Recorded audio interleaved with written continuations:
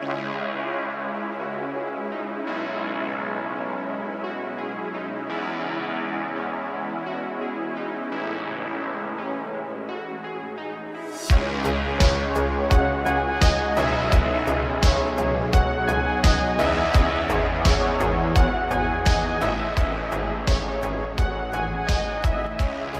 to you from 4,200 feet in the hills of Oregon, it is the voice of Chi-Town, the reddest beard in the high desert, your host of the MOA Broadcast, Sam Wilson. All right, folks, we are doing something a little different today. Right now, I am doing this. You'll have to forgive me if I'm a little off or the timing isn't quite there or the settings, the audio, whatever. We're doing this as a YouTube live broadcast first. Been wanting to try this out. Had a couple of emails about it. Never really done a YouTube live other than like a quick one on my phone before. And so now we're going to go ahead and try this and see what happens. If it turns out well, we'll go ahead and upload this video to the Patreon and the Spotify pages and everything else. If not, we'll try and just pull the audio and upload it as our regular podcast type format, whether you get that on Spotify or Apple or Amazon or from the gearconvoy.com website. So let's just go ahead and get right into it. This is a little strange for me. The sound and the audio is not quite what I'm used to. So again, you'll have to forgive me if I am a little off here. I can't really hear it nearly as well as I usually do, even though I've got the audio cranked up. I'm sure it's through my fault. I have no idea what I'm doing here. So anyway, let's jump right into it. Episode 38 of the MOA, the Make It Out Alive broadcast. Today we've got bourbon, blades, and testosterone. Why men can't take the heat anymore. We will get into the nature of that title here as we go through the episode. And I'm not sure if this is going to be a 15, 20, or 30-minute episode. It's going to depend on how I feel and how well I adapt to this format of YouTube Live. So anyway, that's the basic outline, though. Let's see. Yeah, if I can't download the video and have the soundtrack properly, this will just be an audio episode for everyone else. And you folks, you may or may not know this, but I'm a bit of a night owl. So I do a lot of the stuff that I do, whether it's working or doing the broadcasts on the radio or, whatever, in the middle of the night, like 2, 3, 4 a.m. out here on Pacific time. I'm in Oregon, the high desert of Southern Oregon. So, that way it comes very fresh and early to you if you're on the East Coast. If you're around the world, then, obviously time zone is different, all that.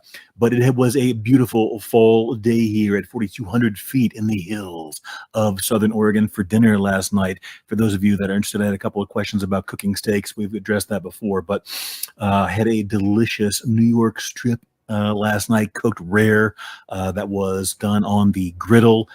Nice, beautiful crust, a crisp on the outside, a good sear on there, using avocado oil. So that is my favorite way of doing steaks. I like doing charcoal. There's the train in the background. You'll hear some interference or noise in the background. We film these and record these out here in the shop because it's just so much more of an open feeling than do it in the sound booth. I don't really like doing it in the sound booth. It doesn't feel very natural, and it's a little claustrophobic, frankly.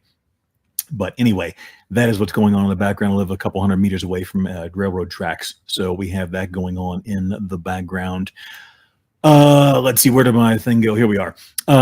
So, I've talked about the steaks before. What I had with it on the side was, I've mentioned one of my number one meals of all time is steak and eggs. And my favorite way to have eggs, probably of all time, is I don't know exactly what it's technically called, but if you do a search, whether it's a video or an internet search over or for a Michelin-star chef-style scrambled eggs, it is absolutely amazing. So it's not, unfortunately, the traditional American way of getting scrambled eggs is they're almost like hard chunks of burnt rubber.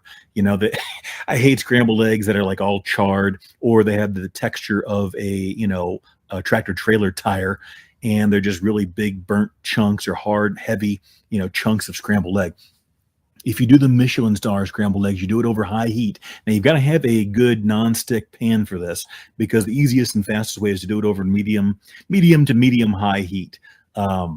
and then you put them on 30 seconds on heat and keep it moving and then take it off. And you kind of just go back and forth between 30 to 45 seconds or so on and off heat. And that prevents the eggs from burning and getting too well done, but it also kind of speeds the process up. You're going to add a couple of, nice pats of butter to that and a little bit of, I like avocado oil. You can use whatever you want. Anyway, that's what we had for dinner last night. Absolutely delicious. That with a strip steak, followed by a smoky glass of bourbon, was absolutely fantastic. Now, we had a couple of emails, and this is going to be more like one of the fireside chat style shows than one of my traditional, commentary and news and knife and everything else style shows. We got a couple of questions. We'll go. Let me see. I wrote this down. Let me get my notes in order. We'll kind of go through this based on the outline we got here, and this is going to be pretty extemporaneous. So, like I said, it'll be a little off the cuff today. Why we only cover certain news items here on the MOA broadcast, guys. So this episode is being recorded early Thursday morning. All right. So the news is already broken around the country and around the world that Jimmy Kimmel got his show was put, quote unquote, indefinitely on hold. Basically, they either axed him or fired him or whatever, and they haven't made the final decision. The lawyers are probably working through that now. And I'm not laughing at him. It's just this whole debacle has gotten so out of control. But why do we only cover certain news stories? Number one, we don't get political here, even though we're going to cover political events, because that's primarily what is in the news these days. You're going to see me take shots at both sides, have a little bit of a laugh at everybody's expense, but we're not going to sit here and get mired down in constant political coverage. Guys, there are literally thousands of podcasts and streamers and shows and news and platforms to get all the political news you could possibly ever want. Plus, you've got things like social media like X, Twitter, TikTok, and so forth. I don't want to sit here and do that. Everybody else is already doing that. And frankly, it's so much of it. The political news cycle is so negative. I can't even hardly take it anymore. When I'm doing preparation for my show, I'm constantly looking through news stories and finding things that I think would be interesting to share with my listeners and the things that interest me, along with practical, survival tips. We discuss a lot of things, preparedness and so forth. So much of it is political, and people have become so divided and so hateful and angry about it. I don't want to do that. And if you like that information or that content, if you want more of that content, I'm not criticizing. There is tons of it out there. You can get all you want, but that is not really the purpose of what we do here at the MOA broadcast. So we're not going to dig deep into that. We saw with this Charlie Kirk assassination that happened. I didn't cover that because it's on the news nonstop. You literally cannot go on social media or news sites and not get more information and coverage. So I try and bring, my listeners, even though this is a growing, platform for me here at the podcast level, in the radio show, I try and bring them stuff that not everybody is covering. So you get a little bit of a different, taste of what's going on. And hopefully sometimes it's fun. Sometimes, unfortunately, it's tragic. But we don't try and do the same exact thing that everybody else is doing. And the same thing, I had a couple of questions about why I've either bleeped things out or I don't cover, certain topics that get a lot of traction on other podcasts and other shows and videos. We do our best here to keep things PG-13. Okay, or less, closer to PG, because I want this to be a show you can listen to if you got your kids in the room. The whole concept for this show was really just to have a little fun. It was never meant to be digging in deep and bringing you the hardest hitting news and all this kind of stuff constantly. It was talk about, what's going on in the world, things that interest me, how to be better prepared, situational preparedness, the knives and the gear and the things that I do that interest me. Surprisingly enough, I've gotten, hundreds, if not thousands of email. Well, it's easily thousands, actually, because I know I've deleted hundreds at a time over the years about the things that interest me. For some reason, that appeals to a very small group of people out there. I'm happy to share that. I'd rather do that than just get caught up into talking endlessly about violence and war and political stuff. And frankly, whenever I did some research just to kind of see what the feel was like for podcasts and other types of media and content out there, I listened to a handful of different things on the different platforms when I first started out. And I don't really do that anymore. I don't listen to anybody's show other than little snippets I'll catch on social media. Not because I'm against anybody or I'm better than them in my mind or anything, but I just like to do my own thing. I've never really consumed a lot of other people's content. That's just not, part of how I operate, personally. so much of it was focused on just like shock value. It was like a bunch of little Howard Stern Juniors running around talking about, a lot of sexual content and a lot of other using tons of profanity, almost like to shock people. And if that works, then more power to them. So much the better for them. But that's not what I wanted to do. So that's kind of the goal and the ethos and the theme, the focus of what we're doing here on the MOA broadcast. So that is, where we're at with that. Now, let me have a quick sip here. That was actually one of the questions that I got in recent emails that we're going to go ahead and address. What are you drinking out of your glass or your mug or your tumbler during the episodes? It depends. So most of the time I'm doing these episodes early in the morning or late at night, however you want to look at that. And it's usually one of three things. It's either going to be bourbon, either straight up or with one of those big ice cubes. So the problem with these small ice cubes is they melt very quickly. I usually drink my bourbon straight up. I'm a huge fan of bourbon. I do not get drunk. I'm not a fan of overindulgence, whether it's food or drink.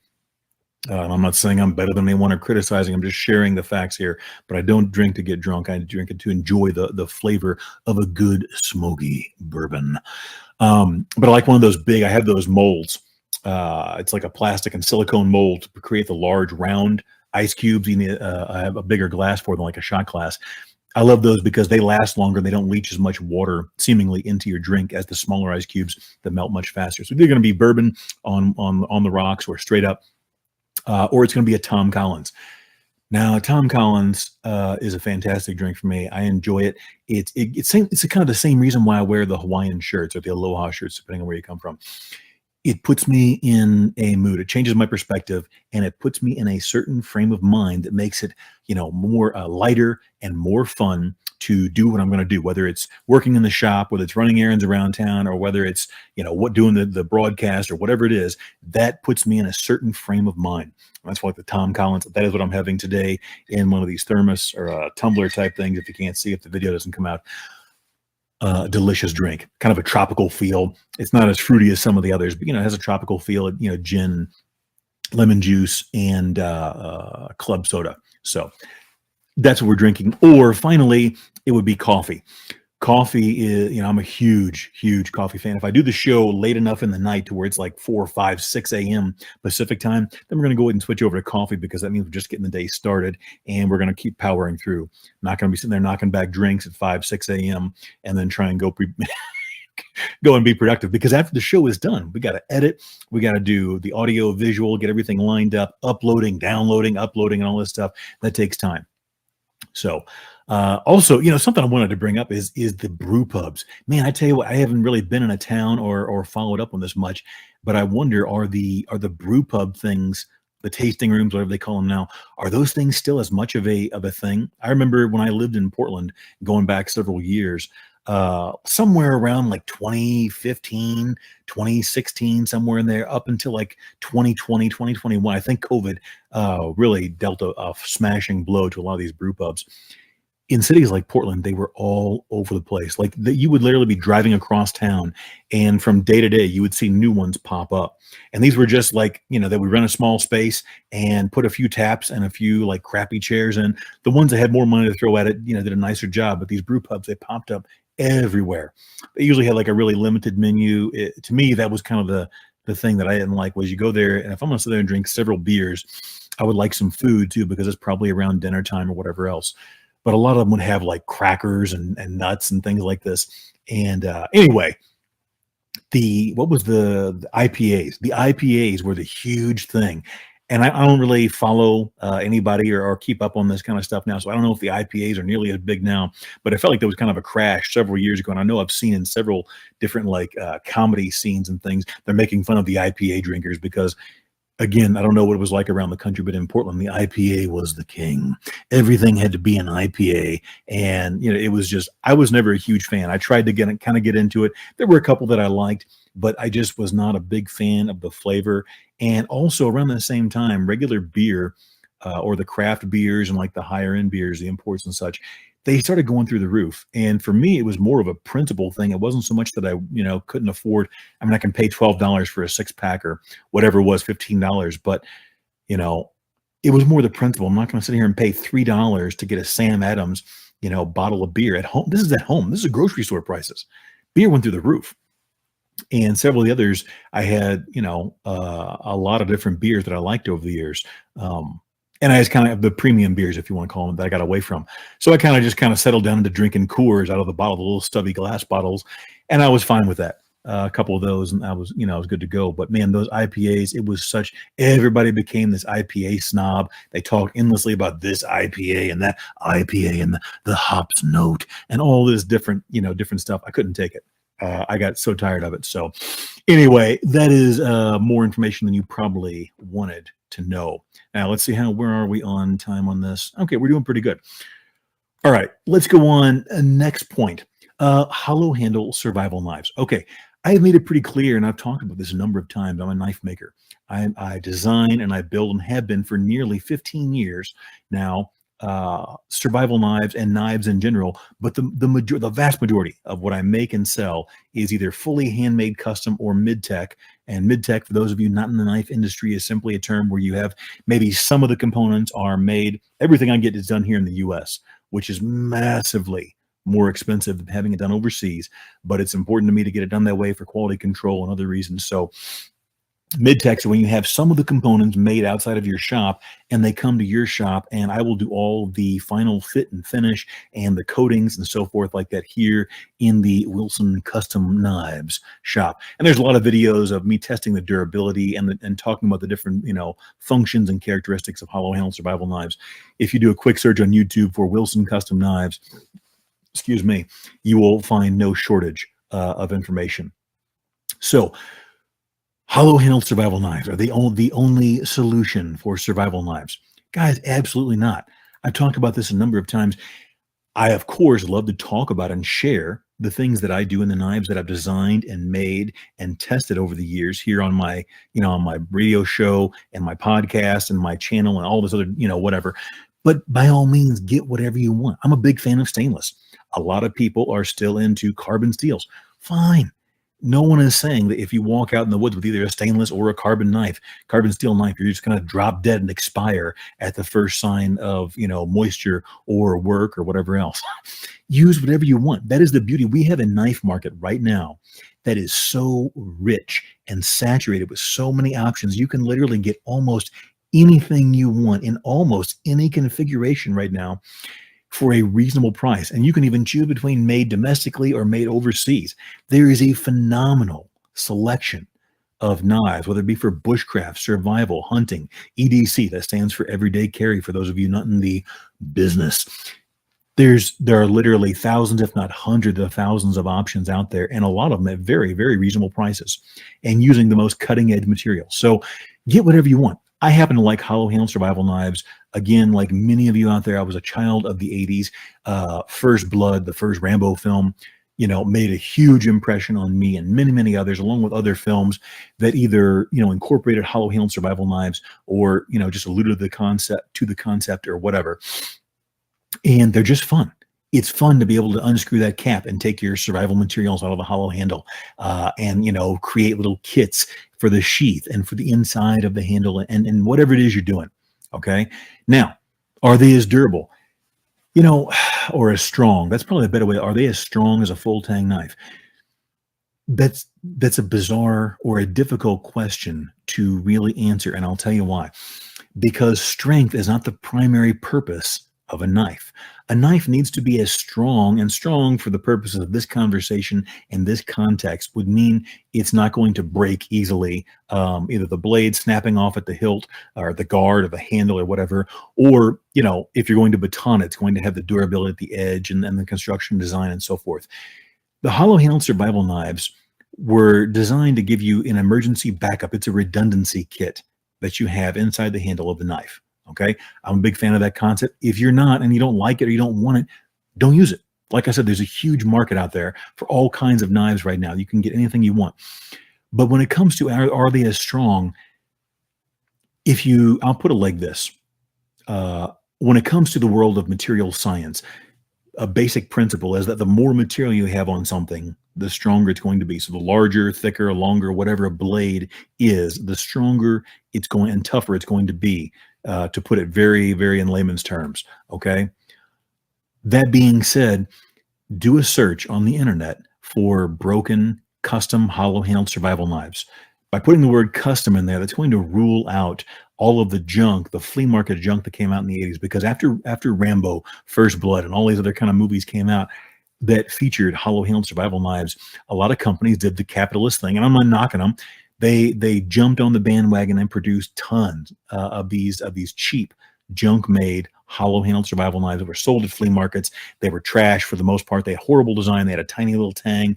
And at the most critical point, the most critical juncture where the blade reduces its size and goes down into the guard, they made several huge mistakes as far as design just to rush it to market and keep it cheap. Those are junk. But if you're talking about well-made, there were some well-made, fairly priced, competitively priced market, mass marketed knives that were hollow handled that were available then that were good. Okay. That being said, most of the ones you see break are the cheap junk ones, the ones that are made from like Harbor Freight for $8 to this day, or the ones that were $5.99 or $6.99 or 99 cents going back, 20, 30, 40 years ago in the back of magazines and so forth. Those were junk. If you do an image search or an internet search for broken, custom, hollow-handled survival knife, I've found over the years like anywhere from 2 to 4 pictures, okay, of broken, high-quality, custom, hollow-handled survival knives. Now, there are also going to be much lower numbers of these custom-made ones out there because the cost is very high.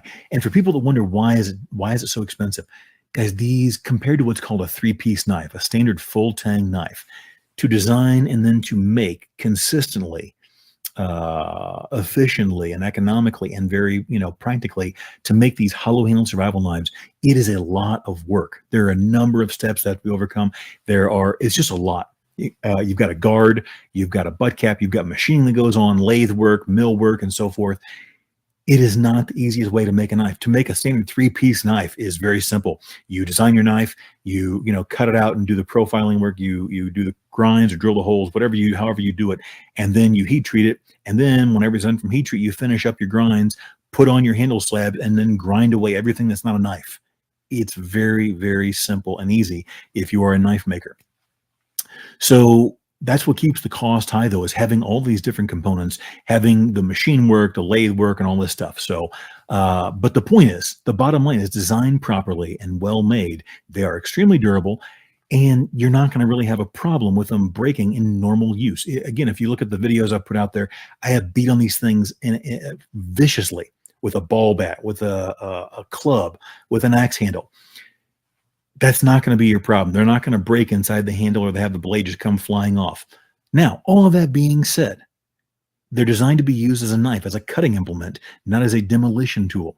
If you use them, a well-made knife, to sit there and cut and slice properly, you're going to be fine. Okay. And if you don't like that style of knife, don't get one. But I bring that up and talk about it regularly because that's a big part of my business and what I do. And I have a very loyal following to those from those people that enjoy quality hollow-handled survival knives. So that's that. Very briefly, I'll touch on this. Let me get a sip here. My throat is a little dry.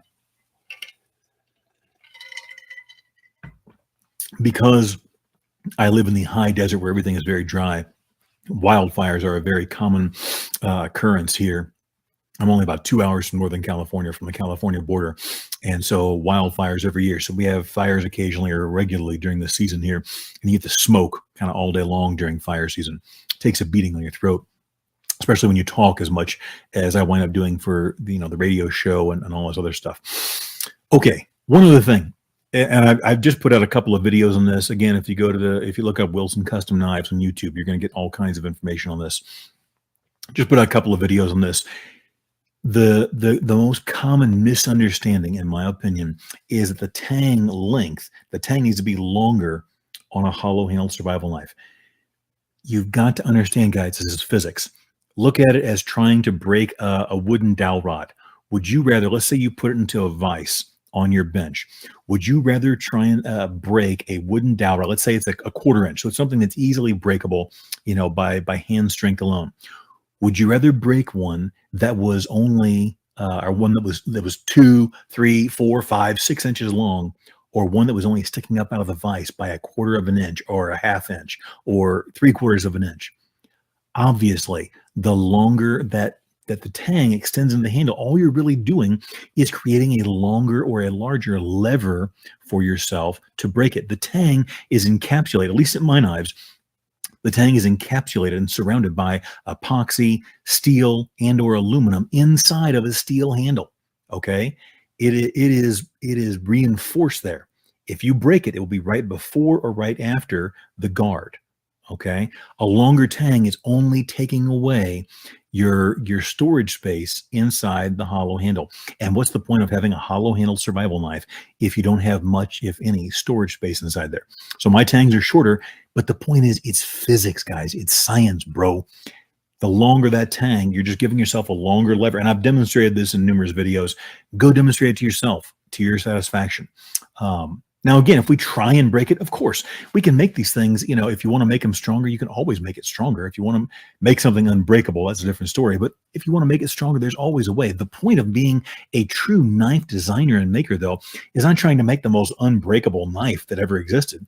The point is, just like you're trying to design a car, an automobile, or any other object, you want the best balance of quality, of durability and toughness and strength and so forth, balanced with the other attributes that you need, like in a car. If we made them all out of, thick stainless steel plate, they would be much tougher, but they would be very heavy, get much worse gas mileage, and they would be very, very expensive. Same thing with knives. Okay. If we sit here and just try and make them literally bomb proof, you're adding more weight, you're losing balance, you're losing storage space, or whatever kind of knife it is. And you're adding a great deal to the expense. And what's the point? A knife is designed to cut. And let me tell you something. The longer you live in life, in general, the way the trend tends to go, the longer you live in life and the more experienced you become using your tools and your knife and whatever else you've got, the more concerned you're going to be with how light and how useful something is for the purpose that you want it for, not how indestructible it is. That phase tends to kind of pass away as you get, as you continue to mature in life and you're worried about carrying along dead weight on hikes or walking around town or whatever it is. So, I'll leave it at that. You do you. That's me. That's my philosophy. In the end, what I always tell people is when I get to a new client or a client comes to me and they want a particular design or whatever else, sometimes it's more important to go with the person who designs and thinks the way you do and the way you want, than it is to go with maybe someone whose aesthetic you like. And I'll tell it to people sometimes when they come to me and they want a certain type of knife. I'm like, you know what? This particular maker over here will be a better fit for you because they're more aligned with, your perception, your ethos, and how you want this done. So that's that. I'm at the point where I'm much more interested in having a knife that will slice well, that will cut aggressively, and that is as light as reasonably possible while still maintaining full durability. And again, I've got the videos where I've shown what these knives can take. So there you go. That's my thoughts on that. Let's move on to our next subject, the hollow handle survival. Oh, man, this is the one. Let me get a quick sip here.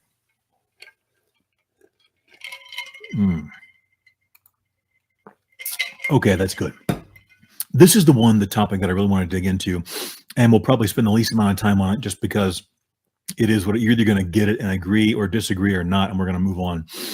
What happened to all the testosterone in men today? What is wrong? I'm not going to, I've made several jokes, as you probably imagine, if you're a follower or if you listen to my show or whatever. I'm a pretty blunt person, and I was raised very traditionally in the Midwest. And I'm also an observer of life, and I'm a very pragmatic person. So that's going to lead you to several conclusions very quickly about the differences between men and women. So I've made jokes about the differences between men and women before, whatever. Today, though, we're picking on men. What in the world has happened to men today? They have become a joke. They are so weak and soft and emotional compared to what they were for thousands of years. And let me give you a few examples so you understand where I'm coming from and to contextualize this, what we're talking about. Okay? Men have become so whiny and lack accountability and just cannot, their egos have become so fragile that at the first sign of disagreeing or of exposing or correcting them or saying something they disagree with, a lot of guys, they literally fall to pieces. And let's illustrate it like this. I used to be a big fan or a decent fan. Something in my collar here. Let's fix that. Okay, I used to be a decent fan of some of the forums that are online about knives and outdoors and so forth, and I would go participate in these forums. And you've always had people that I'm a pretty blunt person, and you may have noticed I tend to be a little sassy at times. That comes with growing up as a redhead and a number of other things in my life. But I'm a very blunt person. However, if you know me in person, face to face, I would never ever talk to somebody online in a way that I wouldn't address you face to face. And in general, it's with a great deal of respect. However, sometimes it doesn't always translate to the written word in like social media or online posts. So I get it. Excuse me. But I have laid off a lot of the forums, not participated nearly as much because in recent years, number one, that a lot of them have deteriorated to the point where they're no longer the hub of activity, the hive of activity that they used to be. Number two, everybody just wants to argue. And you're posting a lot around a lot of other guys that are allegedly full-grown men. And if you say anything that sets them off in the least little way, they lose their mind. I have been attacked personally so many times. I can't count it. Just because I posted a literal fact, didn't necessarily aim it at someone. And somebody somehow was so sensitive, they took offense to this and came after me and or my business and whatever else.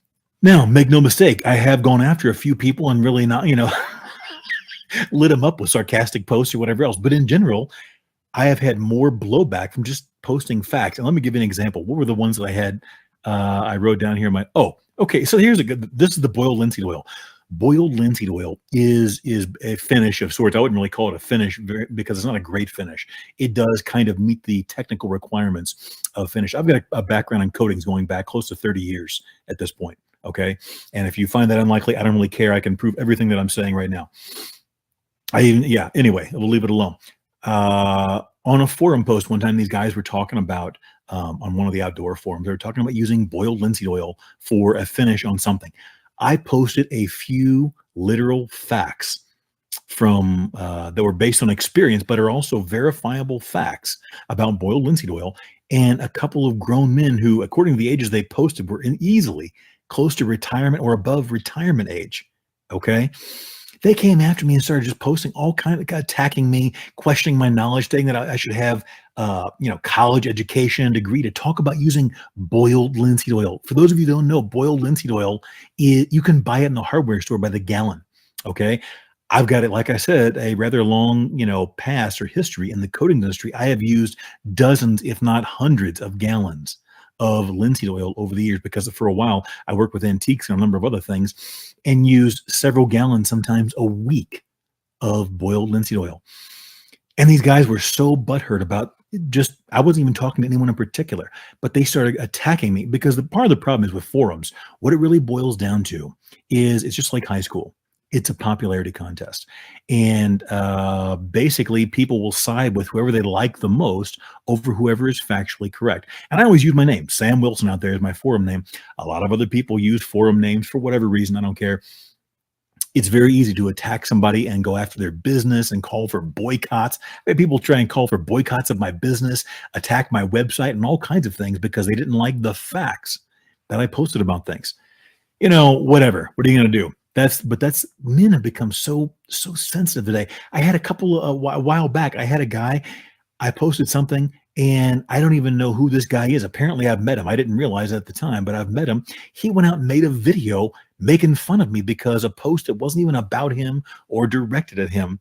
I guess it got so deep into his feelings that he felt the need to go and make a whole video about me. And the things that I said when they had nothing to do with him, and he misinterpreted and lost the point of what I was trying to say. One day I started getting all these emails from, hey, this guy posted a video about you. And I watched somebody, I don't really care. It was so lame. There's been a couple of guys make videos about me, but this one was so lame. Why am I even watching this? But why are grown men making videos about other grown men because they said something they didn't kind of like? And this is the problem we're having, man. I haven't been in the regular workforce for years, but I do remember going back several years, closer to 10 years back than anything. When you were training new employees, you would correct them or give them direction, and these guys that are like 20, 25, almost 30 years old, they couldn't be told that they don't know that they're doing it wrong. You would have to sit there and literally find ways to beg and plead with them to do what you're telling them to do when you're their trainer and they're a new hire. So it's a problem. I think a lot of it honestly comes from raising and from family life and so forth. But anyway, I don't know. I don't know. But it's a shame because that's where we're at. And we're seeing this right now. The point of all this, to draw it all together, is we're seeing people that now we have a whole generation or two of people that when they hear things they don't like, when they hear words they don't like, they don't know how to deal with it and cope with it. And they choose to react with violence and or attacking people very nastily online. So it's a real shame. And I think part of it is the testosterone. You look at these, you look at a lot of these guys, they have next to no testosterone. They've got the skin of like an 87-year-old woman, you know, and they couldn't grow facial hair to save their life. And not that that's the end all be all, but I mean, in general, those are signs of testosterone, but it is sad. And you know, it is what it is, but that's where we're at. We got to deal with it now. One last thing I'll put in here and then I'll move on. The breakdown in society continued because every year, and I mean literally every year, I send out literally thousands of dollars worth of free product to both clients and vendors and service providers that I work with. This has been going on for several years now. Okay, I will send out unsolicited with their orders. Sometimes I will just send out custom made product or standard retail product that I produce here in the shop. And do you know, after literally, I mean, beyond thousands of dollars a year, do you know how many thank yous I get per year? The average is 0. Most of the time, nobody says thank you. I can tell you this, I haven't received more than 5 thank yous in the last, like, you know, what, 3-4 years now. And I don't do it to get a thank you. I don't do it to get anything. It's just something I do out of, you know, that's how I do business. I like to try and reward people or send them something good to show I appreciate their business. And it is just shocking to me. Most people don't say thank you. Sometimes I'll send an email and be like, hey, did you get that free product that I sent? Oh, yeah, I did. And they still, you know, whatever. I've even seen in instances where I've sent people free custom made product out of my shop. They never said thank you. And they literally turned around and sold it for a profit. And my point is, all of this is related. We're seeing a breakdown in society, and it's really sad. So if you're a parent, man, do your job, train your kids, and make sure they don't turn into those kind of people. So that's where we're going to move on. That's going to cover it. Was there anything else? No. Okay. Let's go ahead and close it out, folks, with a Florida man story. For this, we go to Spring Hill, Florida. Let me get one sip before we kick it off. Okay. A Brooksville man charged after threatening people with a knife at a Spring Hill gas station. According to the sheriff's office, the story comes to us via Fox 13 News. Spring Hill, Florida. A man who threatened multiple people at a Spring Hill gas station on Saturday is facing aggravated assault charges, according to the Hernando County Sheriff's Office. That's HCSO. Eric Foreman. I'm pretty sure that's the name of the kid off of the 70s show program.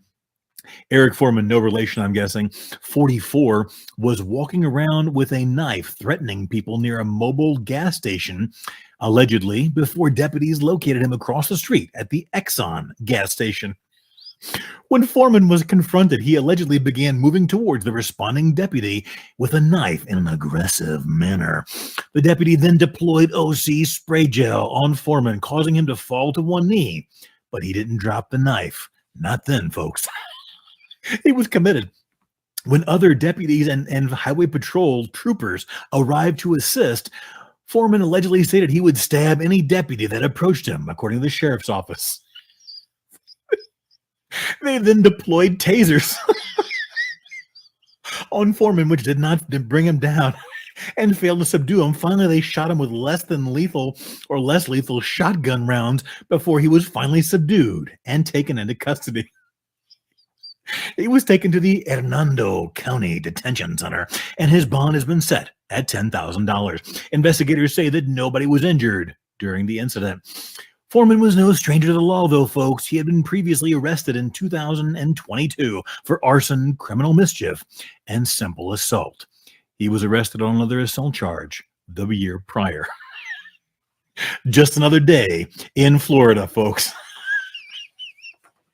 All right, that's going to do it, folks. Remember, don't wait until you have an emergency to prepare. If you wait, it may be too late. If you don't make it out alive, you don't make it out at all. Stay safe out there, folks.